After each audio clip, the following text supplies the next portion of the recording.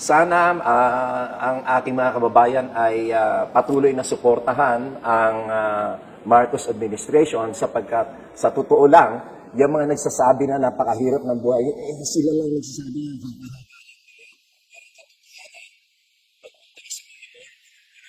sabihin, mataas ang purchasing power ng mga tao. Pumunta ka kahit sa mga probinsya, yung mga branches ng mga fast food, the Jollibee, McDonald's, punong-puno. No? Ibig sabihin, mataas ang purchasing power ng mga Pilipino. Lumabas ka ng kalsada, napakaraming mga bagong kotse, nakapaka-traffic. Anong ibig sabihin yan? Maraming nakakabili ng kotse, maraming nakakabili ng sasakyan, which means maganda ang ekonomiya. So yung mga nagsasabi na hindi maganda yung pamamalakad ng administrasyon, ano yan, mga dati nang naninira yan, kaya huwag kayong maniwala sa kanila. Napakaganda ng pamamalakad ni President Bongbong Marcos at napakaganda ng ating tinatahak upang mapaganda ang kinabukasan ng ating bansa at ang kinabukasan ng ating mga susunod pang henerasyon. I think si Presidential Assistant Larry Gadon meant about haka-haka ang kahirapan. We didn't get an opportunity to explain to you kasi weekend na and ayaw namin kayo gambalain. Una, hindi pa kami nagkakausap ni Presidential Assistant Larry Gadon tungkol sa kanyang statement. Ako, I would rather not jump into conclusion kung ano yung context niya. Hindi ko rin kasi napanood. Pero ang kaya ko sabihin yung panig ng DSWD.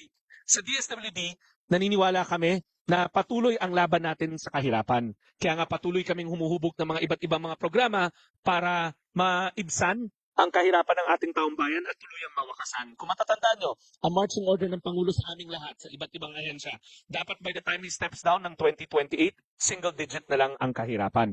So hindi kami titigil. Nandyan yung programa natin tungkol sa food stamps na nag-pilot ngayon. Yan ay laban sa kagutuman. Yung 4Ps, makailan na paulat sa inyo na may mga enhancements tayong gagawin para maprotektahan siya laban sa inflation. Yung assistance to individuals in crisis situation, tuloy-tuloy yun. At itong weekend lang, nilaunch natin yung AKAP program. Yung assistance para sa mga kapos ang kinikita or yung minimum wage hanggang low-income workers. So itong mga programa na to are anti-poverty programs at patuloy na huhubog ang DSWD, pati na rin siguro ang iba't ibang mga ahensya ng pamahalaan para mawakasan ang kahirapan. So ulitin ko, I'm not here to conclude kung ano yung konteksto ng statement ni Presidential Assistant Larry Gadon. Pero ang sa amin, yung kaya namin i-explain sa inyo na alam namin dito sa DSWD na totoo ang kahirapan, patuloy tayong lumalaban sa kahirapan at hindi kami titigil hanggang sa ma-achieve natin ang goal ng ating Pangulo na single digit by the end of his term.